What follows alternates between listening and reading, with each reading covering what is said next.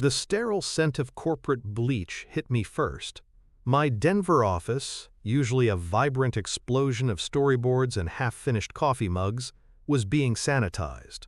Standing in the doorway was Marcus Thorne, his tailored suit a stark contrast to my worn-out hoodie.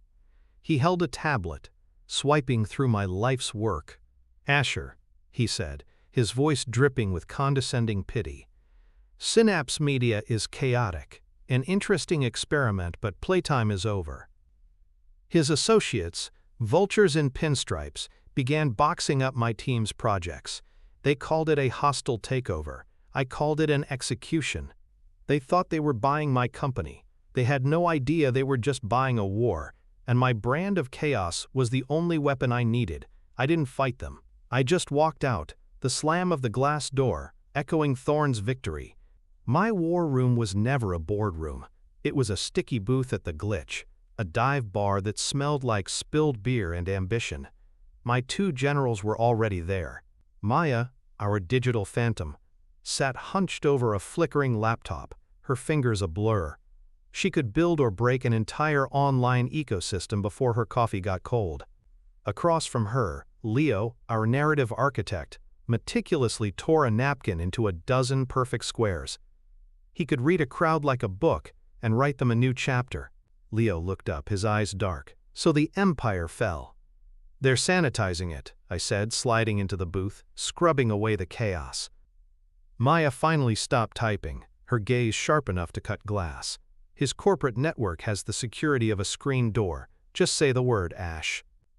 A slow, cold grin spread across my face. I looked at the only two people who understood my methods. Marcus Thorne bought a building. He has no idea he just declared war on the internet. He wanted to gut Synapse? Fine. We're gonna gut his legacy, one viral post at a time. Leo leaned back, the torn napkin forgotten. "This is about more than just Synapse, isn't it?" My jaw tightened. The stale beer in my glass suddenly tasted like ashes and old promises. 10 years ago, Marcus and I started our first company in a freezing Denver garage. We called it Momentum. The memory was sharp, the smell of spray paint and overloaded servers. We were two sides of the same coin. I'd create these wild, unpredictable campaigns, guerrilla art installations, flash mobs coordinated through cryptic blog posts, things that felt alive. Marcus would take my chaos and package it. He translated my art into pitch decks and profit margins. We were unstoppable. Our first big break was for a local coffee chain. Instead of ads, I staged a citywide scavenger hunt for a single, solid, gold coffee bean, dropping clues through anonymous social media profiles. The city went insane. The brand became a legend overnight. We were on top of the world. But Marcus didn't see a victory. He saw a liability. I remember him standing in that garage, pointing at my whiteboard of scribbled ideas. "This is not a business model, Ash," he'd said, his voice tight. "It's a firecracker. We need a bomb, a predictable, reliable bomb that impresses the people with the checkbooks."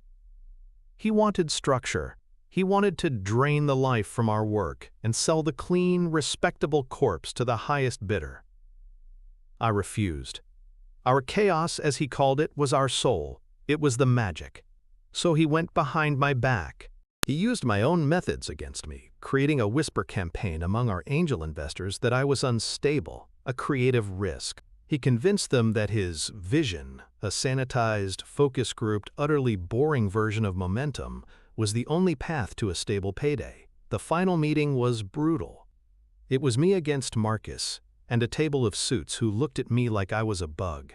He engineered a buyout. I was forced out with just enough money to not starve, while he took everything: our clients, our code, our concepts.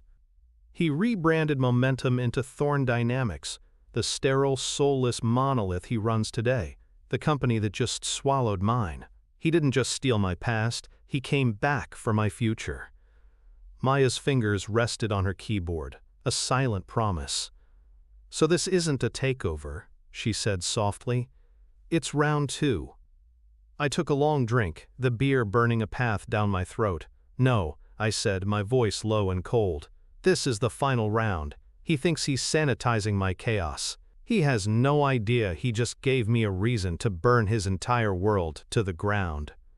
My words hung in the stale air of the glitch, a promise and a death sentence. The war had begun. Leo slid a clean napkin in front of me. "The first rule of narrative warfare," he said, tapping a pen on the paper. "Know your enemy's story. Marcus Thorne sells stability. He's the safe bet. The adult in the room. His entire identity is a lie built on my stolen ideas." I countered, my voice raw. "Exactly," Leo smiled, a predator's grin. "So we don't attack his company, we attack his story. We dismantle the myth of the man himself." Maya didn't even look up from her screen, the light reflecting in her glasses. Myth dismantling is easier when you have the source code. A few keystrokes echoed in the quiet bar. "I'm looking at Thorne Dynamics, internal servers. The security is corporate. Expensive, predictable, and full of holes a first-year hacker could drive a truck through." She paused. "Oh, this is beautiful.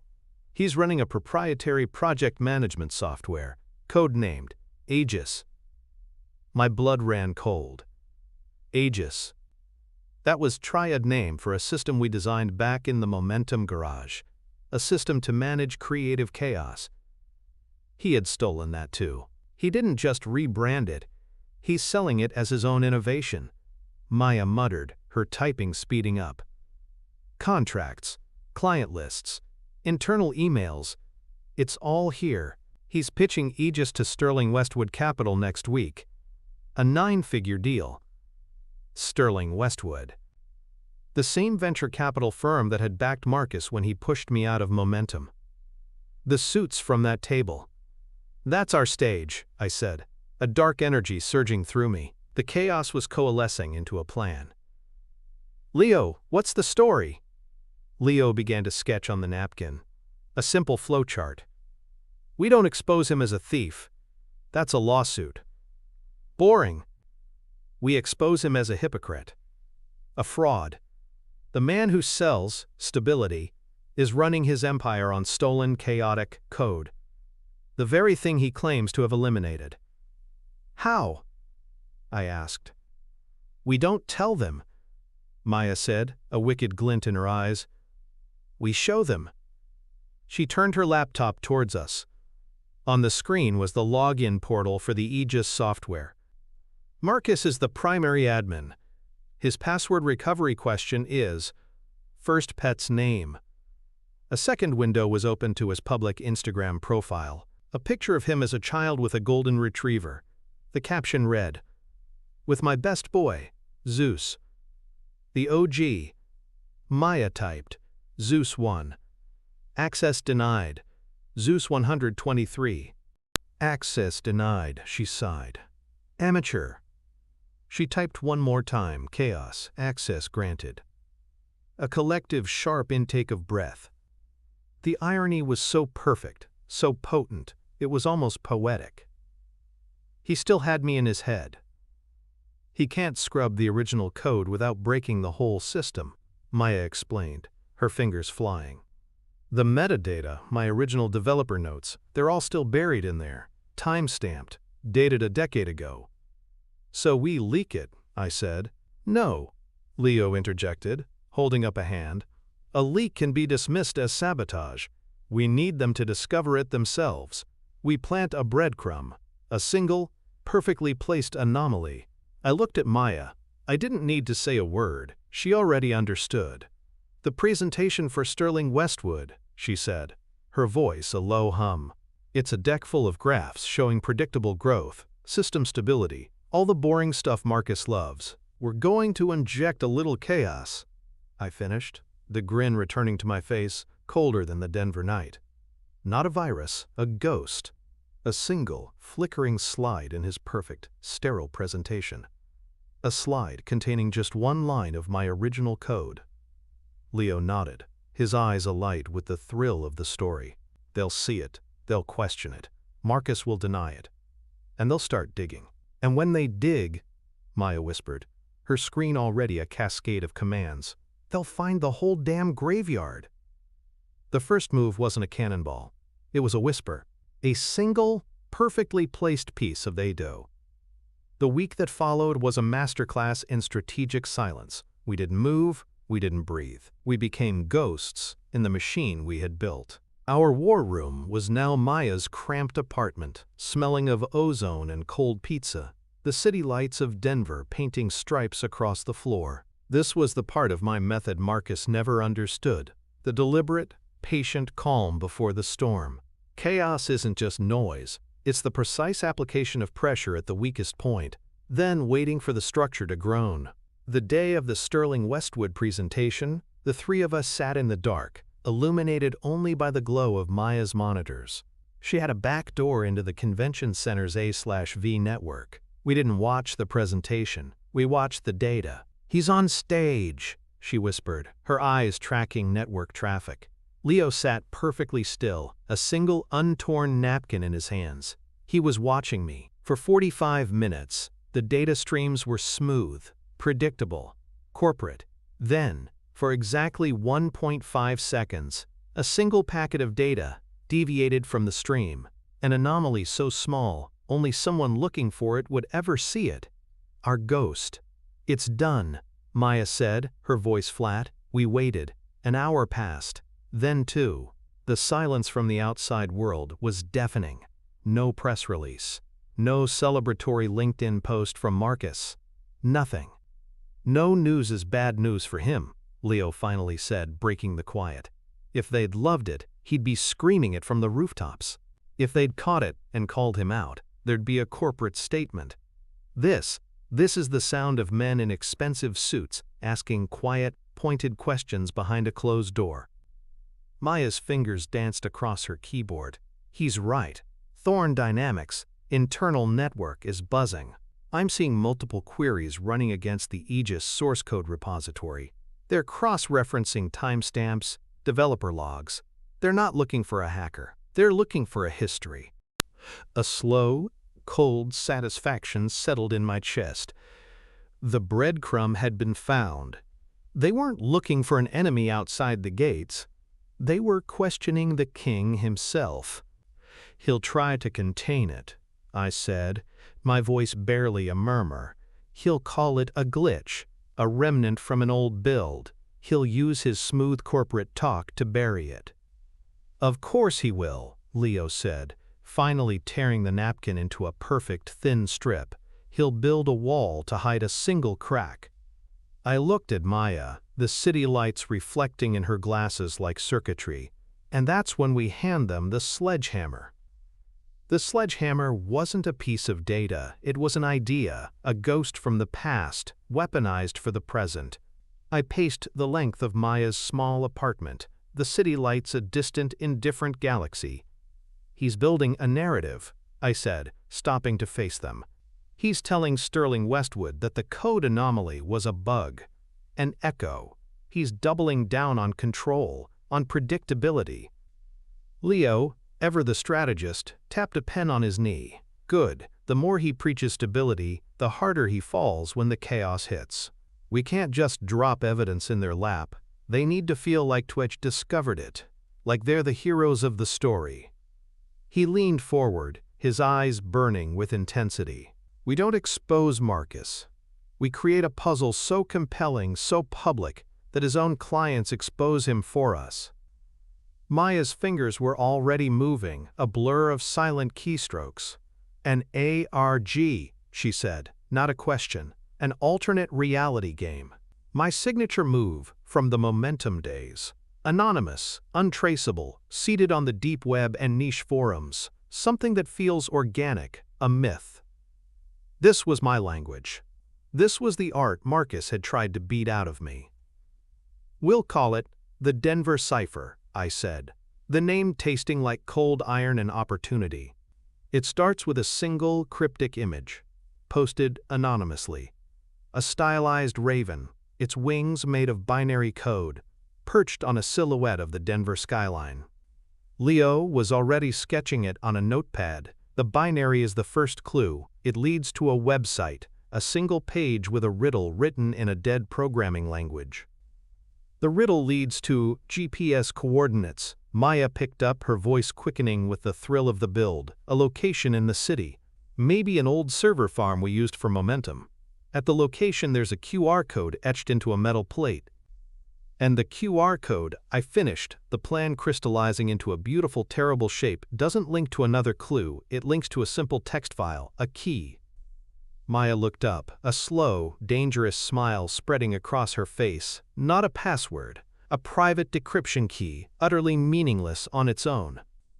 But, Leo breathed, the full scope of the trap dawning on him. If someone, say a nervous venture capital firm doing due diligence, were to apply that key to the source code of the Aegis software they're examining, it would decrypt every hidden developer note I ever wrote, I said, my voice low, every timestamp, every Asher Vance was here, all the proof, locked away in plain sight. They won't see it as a leak from a disgruntled ex-partner. They'll see it as the final answer to a puzzle the entire internet is trying to solve. They'll feel brilliant for finding it. The beauty of it was its duality. To the world, the Denver cipher was a game, a fascinating viral mystery. But to Marcus Thorne, it would be a declaration of war written in my specific, unmistakable handwriting. He'd see my ghost everywhere. He'd recognize the chaotic, artistic flair, and he would panic.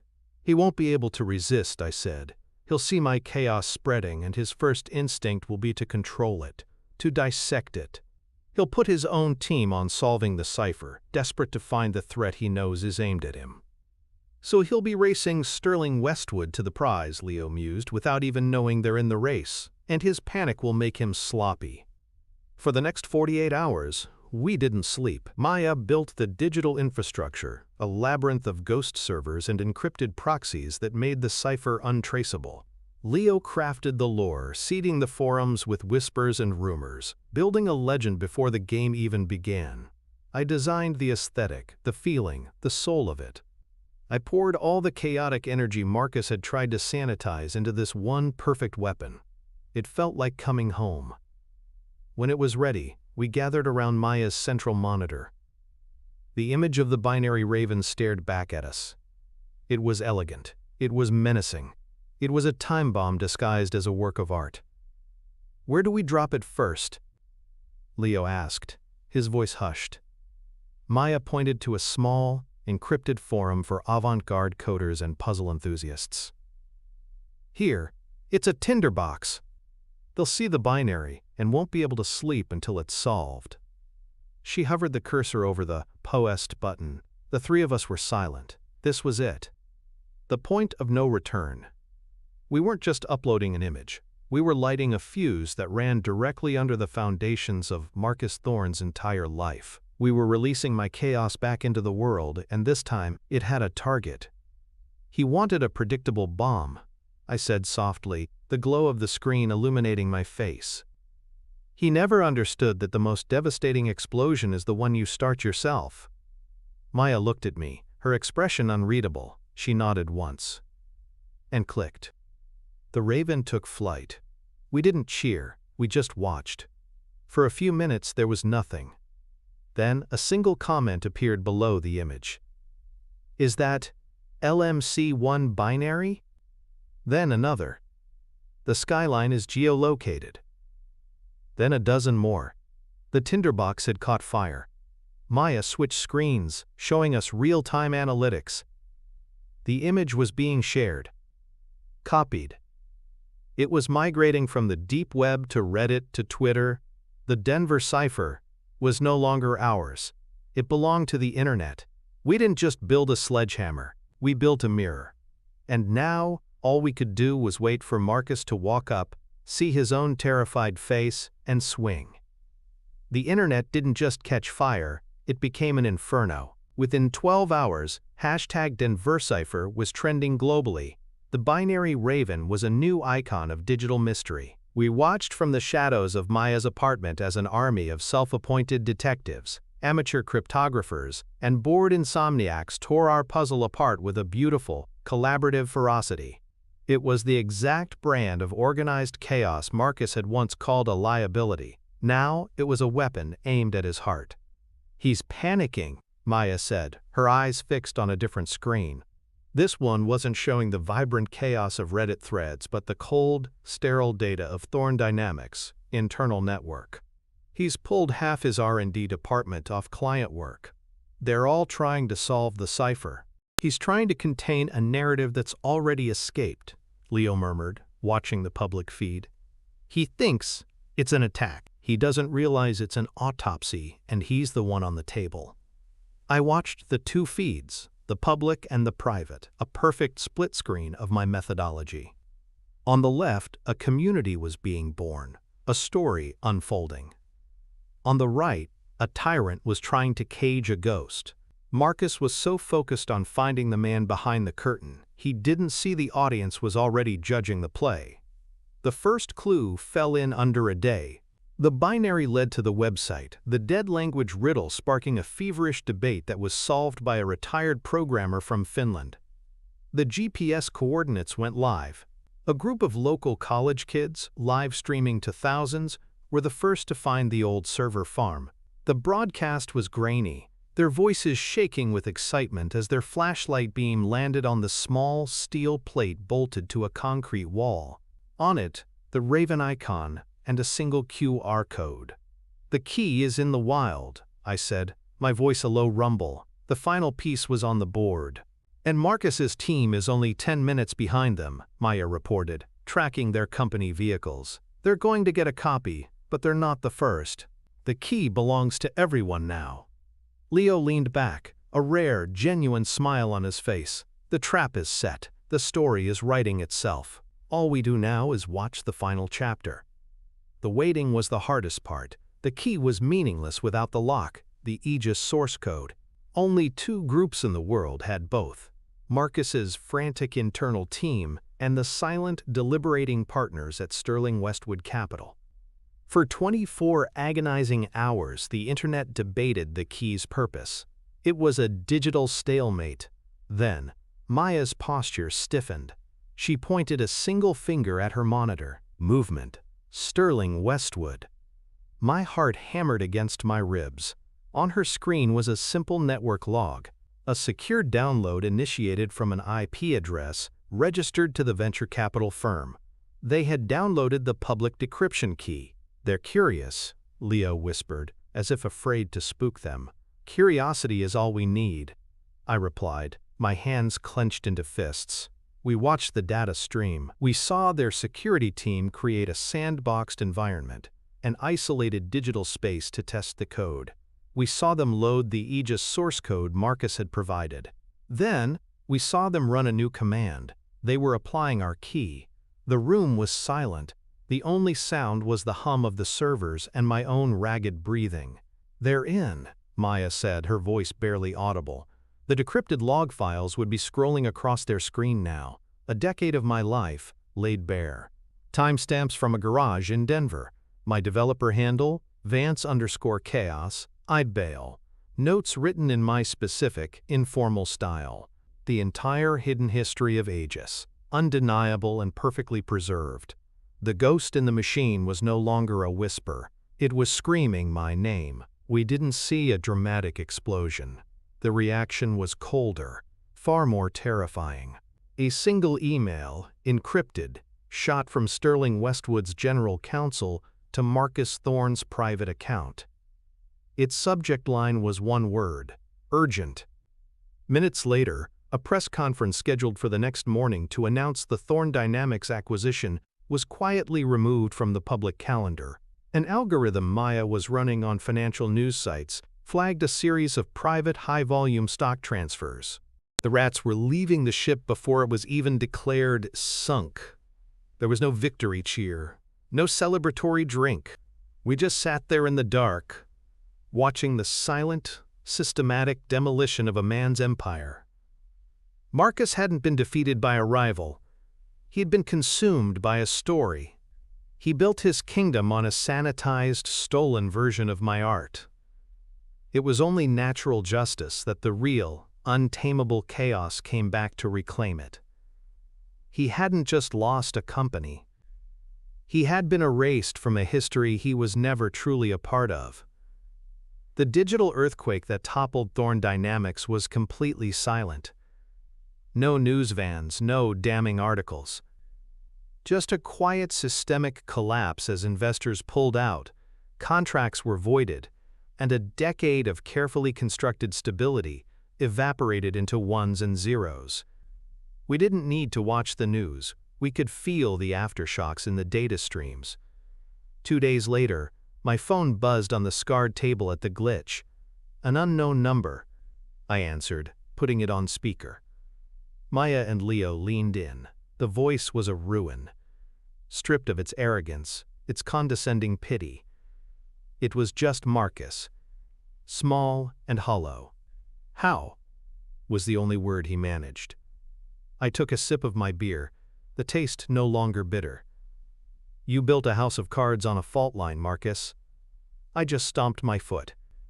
A choked, ragged sound came through the speaker. "All of it, everything. You destroyed it with a child's game." "It was never a game," I said, my voice cold and even. "It was a story, the one we were supposed to write together, remember? You just tried to rip out all the best pages because they were messy. You called my method chaos. You were wrong. It's just truth moving at the speed of the internet." There was a long silence, filled with the static of a broken man. "What do you want?" he finally whispered. "Money. Do you want credit for Aegis? Take it. Just tell me what you want." I looked at Maya, who gave a slow, deliberate shake of her head. I looked at Leo, who slid a clean napkin toward me, his expression unreadable. The victory wasn't in taking something from him. It was in realizing I didn't need anything he had. "I don't want anything from you, Marcus," I said, and the finality in my own voice surprised me. "That's the part you'll never understand. Synapse Media isn't for sale anymore. The board you installed is gone. The investors who followed you are gone. All that's left is the method, the chaos." I hung up before he could respond. The silence that followed wasn't heavy. It was clean. Leo picked up a pen and drew a single stylized raven on the napkin. He pushed it across the table to me. It wasn't a contract. It was a beginning. My war was over. But my story, our story, was just getting started. I want to hear from you in the comments. What's a part of your personality that others saw as a flaw, but you turned into your biggest strength?